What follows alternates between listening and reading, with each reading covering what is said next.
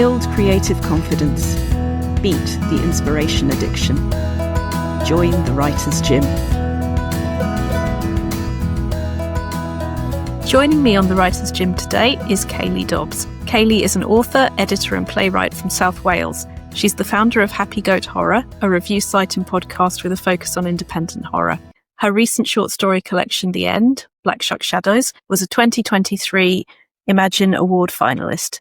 This year, she has presented and interviewed authors for World Fantasy Con and Edgelit, and you can find her at happygoathorror.com. Kayleigh Dobbs! Hello! It is so lovely to have you back at the Writer's Gym. Oh, it's lovely to be here. Thank you for including me again. I was reading your biography just before I came in, and I was enjoying it so much because when I met you, I originally met you as a reviewer, and I then found out you were having your collection with Black Shuck Books, who my two collections were with. You've also been in a Flame Tree anthology. You've done tons and tons of things, and you've been such a supporter of writers and a champion of writers. Before we start talking about the sponsored right, which, you know, does all of those things for Macmillan Cancer Support, and I think that's probably why it's just been such a great match having you in that. I would love to hear about you and writing, because you've always been a writer, you've always been a reader. Has that been a lifelong companion? Well, thank you for saying that. I do try my best to champion as much, especially indie work, as humanly possible. Yeah, I'm very excited about the Flame Tree anthology because that's been a bucket list press for me to get into. It's called This Way Madness Lies, and it's a mental health themed horror anthology. Oh, I don't know if it's specifically horror, but that's what I went for. And that one was an interesting submission call for me because I apparently, famously as a reviewer, hate mental health themed stories, usually just because I find that mental health issues can be used as a lazy shortcut without respectfully representing like the mental illness or whatever is being used. So I came up with a very weird story that I hope reflected some of my own journey in a relatable way to people. But it's about a book that is on someone's eternal TBR pile. There's just watching other books get picked. So that just came out of a joke about my own TBR pile becoming sentient and angry with me. So yes, I'm really thrilled and honoured to be a part of that anthology alongside so many amazing authors that I'm a fan of and, chosen by editors at Flame Tree. It's just really made my year. That's brilliant. It's out now, isn't it? Yeah, I think that they're officially launching it next month. In the wonderful time travel that is podcasting, I think it will be now by the time we are saying this in the future. Which isn't overcomplicating things at all. No, it's out now, everyone.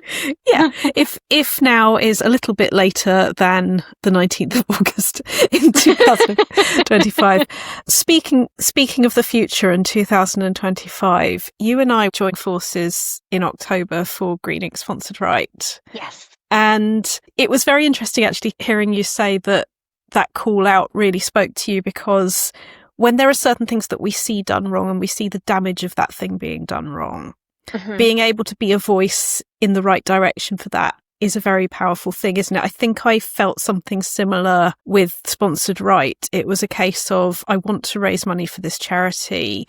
I want to do it in a way that uses who I am, rather than going, oh, I can't fundraise because I'm not a swimmer, I'm never going to jump out of a plane on a parachute, etc., etc. I went, what matters to me? What do I enjoy doing? And sort of harnessed that. I'm wondering, when you see those titles for the Sponsored Right, do you do a similar thing? Do you look at that and go, what is speaking to me? Is that your way in? Yeah, I think so. I just think that we're emotional creatures, and if anything inspires you, even if it's an element of the charity or how you've been affected by what the charity supports, I just think that it's worth exploring as best you can. And I found it therapeutic last year, and I'm very honoured to be a part of it again. Some subjects are so difficult to tackle, not just personally, but in a way that will translate to other people when they're reading as well, I find, because sometimes there is a bit of a split between you feel like you've expressed yourself, and then how other people perceive it might be different to how you meant it or whatever. So, but I always think that charity projects are always worthwhile to me, and exploring really difficult themes is always really worthwhile to me as a writer and a reader, actually. It's lovely hearing you talk about it as therapeutic, because for me that was sort of the point, that when I started it and I hadn't done a great deal and it was all incredibly new, for me, knowing something had to exist, and it wasn't about the quality of that something or about the length of that something, it was about make something happen, because that goes to the sponsors and the charity benefits no matter what. I found that took a lot of weight off my shoulders, and I did find it therapeutic. I think some people hear it and go, but you've only got a day to write it, which is an entirely legitimate thing to think, because we have only got a day to write it and then a day to edit it, and then it all goes to Steve Shaw and it gets made pretty and out it goes to the sponsors. But can you talk a bit more about what that is for you, what felt good or what felt therapeutic about doing it? Yeah, so right, I don't want anyone to feel sad when I say this, because people feel sad, but right before the event I was thinking about what I wanted to write about, and then unfortunately about a week or two before the sponsored write, I lost my cat. And I know this is going to sound weird to people. She had some health stuff and apparently had a very aggressive cancer that was masked by the other health stuff. So we didn't know literally until the day that she just suddenly passed away. So it was a very traumatic day. I found for a couple of weeks, I just couldn't, I wasn't like functional, because was family to me. And I had her for 15 years and she was a great cat. And sorry, I get a little emotional about it, but when I sat down to write, what ended up coming out was just all of my like raw emotion about that. And it really helped me put things in some sort of sense of order, like my grief and stuff. Sorry, I didn't mean to get emotional. That's all right. You never need to be sorry. And I think when you're sitting with something like grief is a very difficult emotion, I think. And when you're sitting with it, and it's been a shocking experience as well, because I wasn't like, we thought that everything was fine. So it was, we were just so surprised. I couldn't make sense of anything or figure out how to feel or how to like move on. Like it was really weird. But then when I sat to write that story last year, it just really helps kind of make sense of things as much as you can in a situation like that. And it kind of like purged quite a lot of stuff. So I've never read that story again, because I just thought, I just don't think I can, because these are all of like my heaviest emotions have come out here. But I hope that what I wrote last year, I felt a bit uplifted at the end of it, because it was really about love, that story, and connection and stuff. So yeah, I just found it it just helped. It just really helped, because I felt like I could kind of like, okay, that part of this process is done for me now. And now I can like move on to other stuff. But yes, whether it's loss, whether it's a person or a pet or anything, it really hits you quite hard, doesn't it? Oh, absolutely. You can't see it from where the computer is, but Teddy, my cat's photo, is right there, and he watches my workday from over there, and he was a senior cat when he died. And they're what can I say, they're people, they are family members, and they are people, and it is that simple. And I'm really, you said you didn't want people to feel sad hearing that. I'm going to sort of echo and say that I don't want to say glad and mean glad, but I think you'll know what I mean when I say I'm glad that you took that sponsored write as a sort of master key to get into your own head to find what needed to be said. And I don't know if this is how you feel about it now, but certainly there have been years where I've written something and it was something I needed to write, and possibly if they weren't the sort of, oh, sod it, I have to do something quality, you might play safer. One might hold back or go down a more familiar route. But actually there's something about that is a release. And because that kind of experience is so universal, because everyone either has experienced it or will, unfortunately, it's just part of life. And I'm uncomfortable sharing deeply personal things about most other things, but about things like that, I feel okay, because I just think pretty much everyone can relate to the feeling or some aspect of it. And so I found that there was a sense of community in the project last year for me. Like I felt connected to the other people partaking, even though we all have different experiences and things we're writing about. And even though, I was writing at home by myself, but, linked to everyone, you know what I mean? It just felt like it was like it felt like a supportive communal project, and a nice, it was a nice thing to be part of, and I'm really happy to get to participate again. I'm so glad. And with the titles each year, obviously we're trying to reflect something that is, well, green, Macmillan Cancer Support, and that's always been part of it. But also something to do with quality of life. That Macmillan's mission is best possible quality of life for everyone affected by cancer. And that's not just people who have cancer. That is people who are carers, who are friends, who are families, who are affected and part of the wider tree that we're all on in any way. And as always, an author's chosen a title, and chosen by Rhianna Pratchett. It's Somewhere That's Green, Paradises, Utopias and Happy Places. Now, a lot of us are in the horror community, fantasy, horror, other, in all possible ways. I think there's going to be some subversion there of that happy place at some point. But I also think that without the dark, we cannot see the light. Without each other, those words are meaningless, right? I would say so. I find with horror stories, very often they end on a happy note. And I think the people who don't read horror don't realise that. How much hope is a key, is the whole point of everything. Yeah. Yeah. They're quite often underdog stories of people vanquishing evils and people, triumphing over things. So I think that's what I like about horror. And I think it lends itself well to pretty much all themes. Absolutely. And it's the ultimate what if, isn't it? That, a lot of anxiety comes not from what we fear, but from thinking that it's wrong to fear things or pushing it away. Whereas if you go, all right, what if, and then behind that, and then behind that, there's a lot of empowerment there, I think. Yeah. And I'm afraid of everything pretty much, so I could always use it.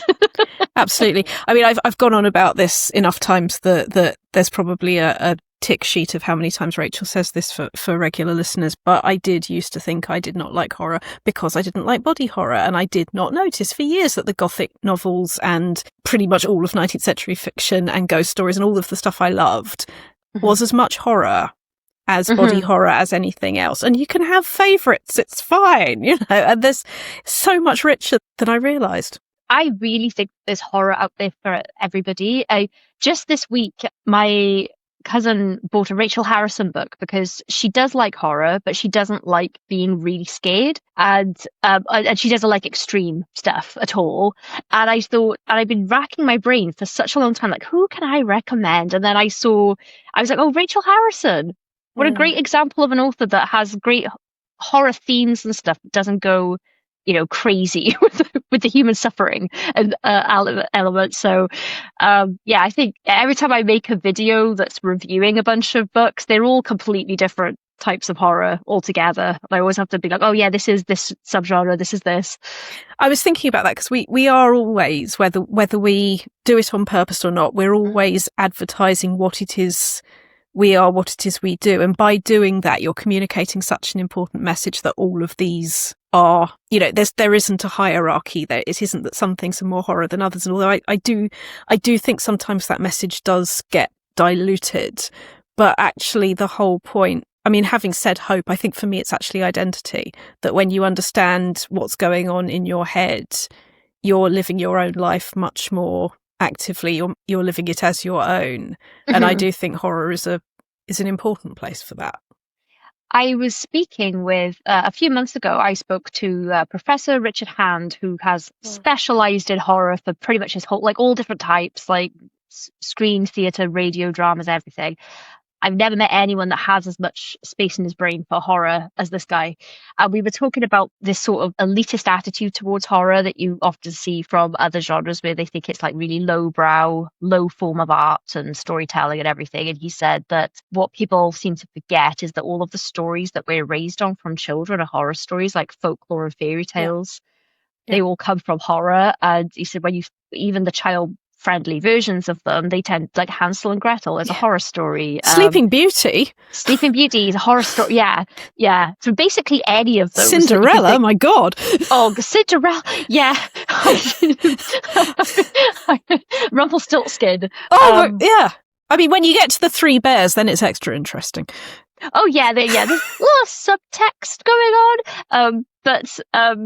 Yeah, it is interesting that we kind of all start from a similar sort of story place of like, we're all absorbing this. And then at some point people sort of disconnect from it and go, I never liked any horror. And I'm like, well, you probably did.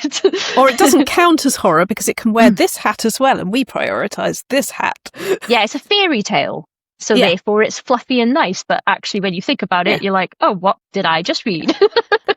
Or even thrillers. I mean, I'm writing something that, while I was doing my PhD, a previous version of it, it was domestic noir. Mm-hmm. And that whole thing that I'm in love with about the separation between the face that we think we're supposed to show, you know, the idea that the world wants perfectlife.com and the gap, the perceived gap in the self between it, and how you can sort of fall into that gap and feel that you're a failure. Whereas actually what thriller does and what horror does is it allows you to narrow that gap. And I think all of coaching is about this as well, that you are narrowing the gap between what is in here and what the world sees out here. And the narrower that gap, the more confidently and truthfully you're able to show up. And I just think horror's the perfect place for that. So what was domestic noir is now turning out to be commercial thriller. And I'm just thinking, not that I don't love domestic noir, because I am thoroughly in love with it, but it's so interesting how we can internalize a lot of messaging without realizing it. And I guess that's another reason I hope the sponsored write is freeing, is that you do whatever happens and that there is no judgment. There are no word counts. There is no preferred genre. There is just out of the head it comes, into the world it goes. Yeah, and that's a great thing about the time frame and everything with the sponsored write is you don't have time to overthink what you're doing. And I think that you get makes the process quite pure, telling a story without panicking and, you know, spending 6 days redrafting. And sometimes the first thing that comes out is the heart of the thing you're trying to get at in the first place. And it can always evolve into something later on. You know, you can do future versions. It may have different homes as it goes through the world, because we ask for a 6 month, you know, 6 months it's a world exclusive, and then you take it and you do whatever it does next. I would love to talk about Happy Goat Horror. Oh, go on. That's all right.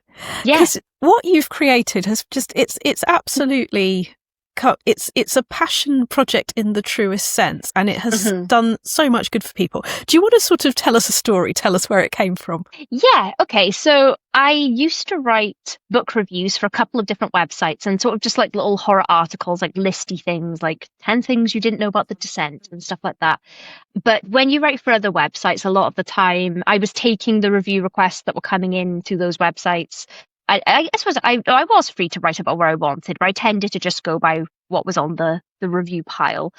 And I think I just wanted my own space, because I really love talking about books. I think that reading books, talking about books, they're like separate hobbies almost, and activities. And I don't have a lot of people I don't have anyone really in my sort of like face-to-face life to finish a book and go talk about it with that reads the same stuff as me. And I just wanted a space basically to rant or rave or whatever it was. And because I'm an indie author, I understand how difficult it is to get book reviews. And especially when my first collection came out, I was like, oh, I'm really proud of myself. But I just didn't realize that only 7 people in the world were going to read it. I didn't know anything about marketing or how indie publishing actually works. And I got a bit better at that. But you can send out hundreds of review requests, and you can have all of these friends that genuinely support you, but not everyone is going to want to read your book. Or if they do and they don't like it, they don't want to leave a review because they're worried about offending you and things. So I just wanted to make a space that was reader and author friendly, because there is this thing about like, authors shouldn't be in reviewer spaces, in reader spaces, but I'm like, but authors are readers a lot of the time. I don't think that authors should be weighing in on reviews of their own books online, for example. Like, don't come at someone on Goodreads because they gave you 2 stars. But I feel like this could be more of a merged community. And I just wanted to make a space where absolutely everyone was welcome to send me their fiction to review. And I will read and review as much as I possibly can. I never turn anything away. Special circumstances maybe, but generally I will review everything. Yeah, and I just wanted I wanted to be a trustworthy source for people who are like-minded, that like the kind of fiction I like, to see what I'm reading and whatever. And then the name came out of, I have it's a bit hard to see. I've got a black Phillip tattoo here in my horror sleeve. Let's take the time for that. YouTube will see it. Podcast will need to go to YouTube. Oh, that's beautiful. So this is a full horror sleeve. And then this is Black Phillip from The Witch. And I was asking my niece, so she would have been 5-ish at the time that this conversation happened. She was looking at my arm and I said, oh, do you like my tattoos? And she said, no, except for the happy goat. And I'd been racking my brain for a name for the website, because I didn't want to have like Kayleigh's Book Corner. I wanted something that was a bit more distinctive and says what it is. Yeah. And knows who it is, knows what it is. I was like, so, and I'd been like, oh, yeah, the goat thing fits. It's, it's great horror imagery, and I love, I want it to be a happy place, and it's horror, and I wanted to say all that, and I was like, you little genius, that is Happy Goat Horror, that's what I'm going with. So yeah, so I started the website, and then it took off a bit faster. I didn't know if anyone was ever going to look at it, but it's got a nice little community built up around it now, which is really nice. And then I started the YouTube channel about 6 or 12 months later. I can't quite remember. I've made a lot of videos on it, like just another place, another format to talk about the books I'm reading. But I do spend all of my free time pretty much doing goat related activities, I call it. Doing some goating. I do love it when it pops up. You've been goated, you say on Facebook when you've reviewed one. Rachel Knightley, you've been goated. People have. I think it's just turned into like a fun little thing. I want to make goated badges that I can send out to people when I review their books. So I'm looking at little things like that, little sort of author swag that I can send to people when they've been goated. But it's so appealing, honestly. It ticks that little, kids that love stationery, because that's another thing, writers and readers, you just know they're going to want to have the badge. Or like a pen or something. Yeah, it's like a merit mark at school or something.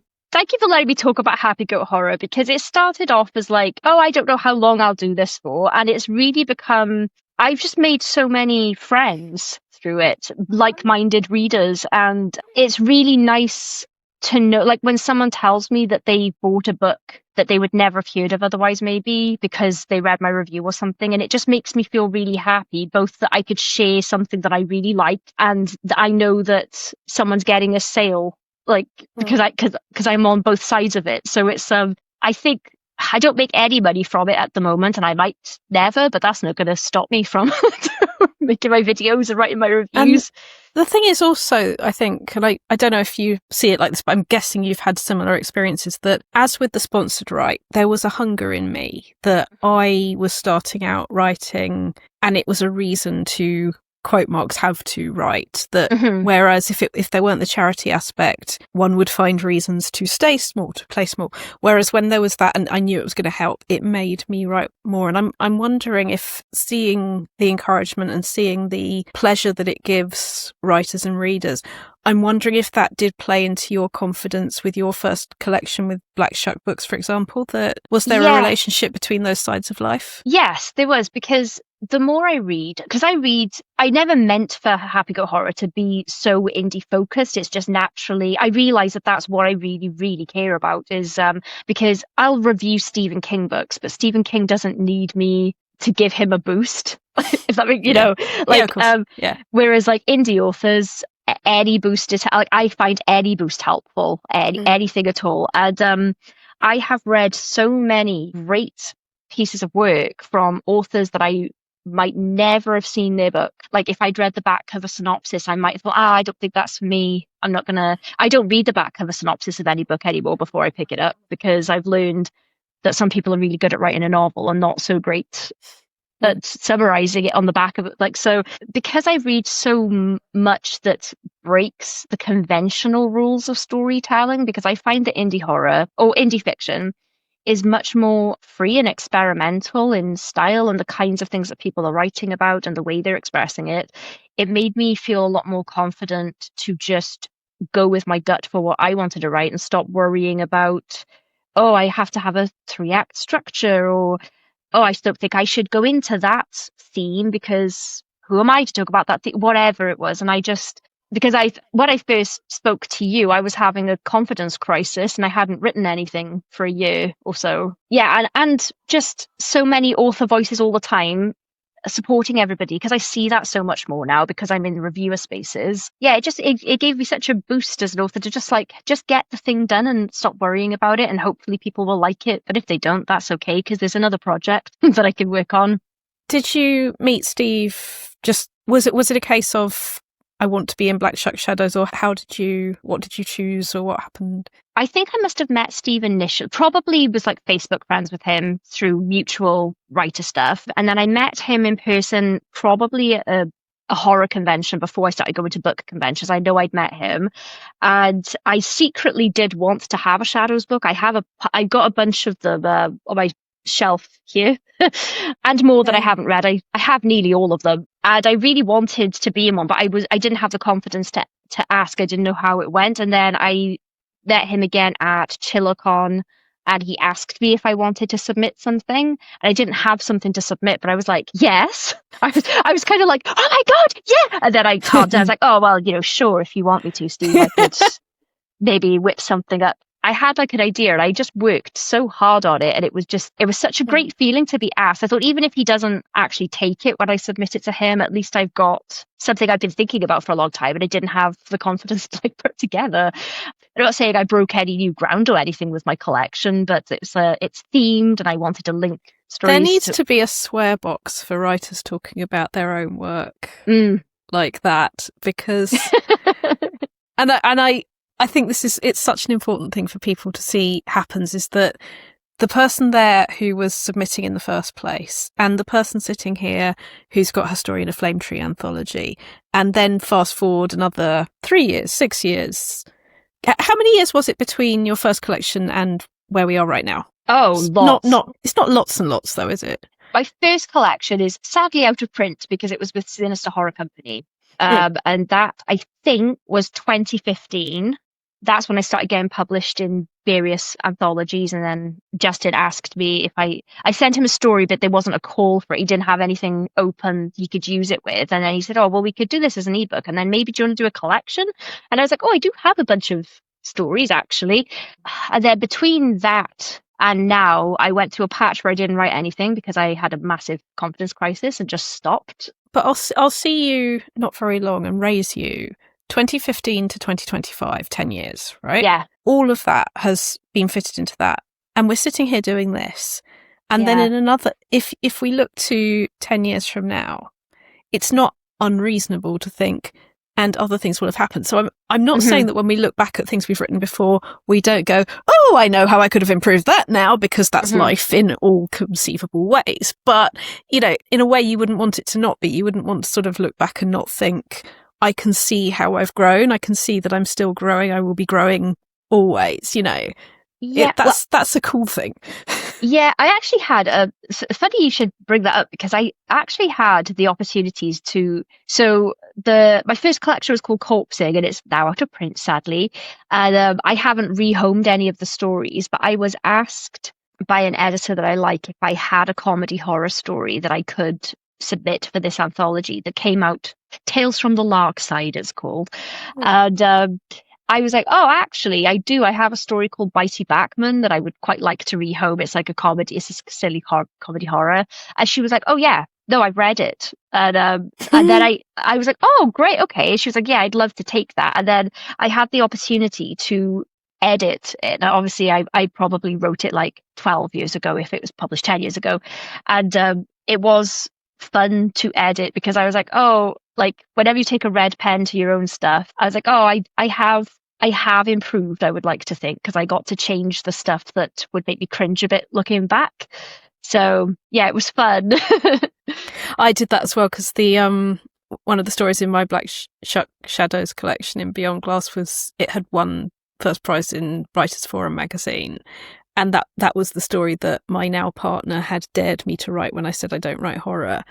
And that became a horror collection. And yeah, I also took many colours of ink to that. And, you know, you see it grow with you. And it is a good feeling, isn't it? Yeah, I don't think it's ever a bad thing if you look back on something that you wrote before and it makes you cringe a little bit, because it must show improvements, growth, or like even just change of perspective and what you want to put out. Yeah.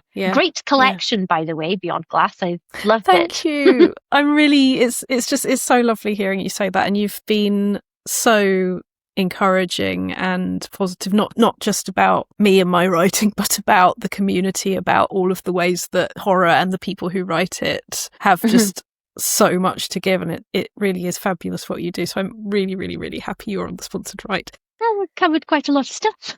And I feel like dedicating this conversation to Teddy the cat and to your cat. What was your cat's Whirly.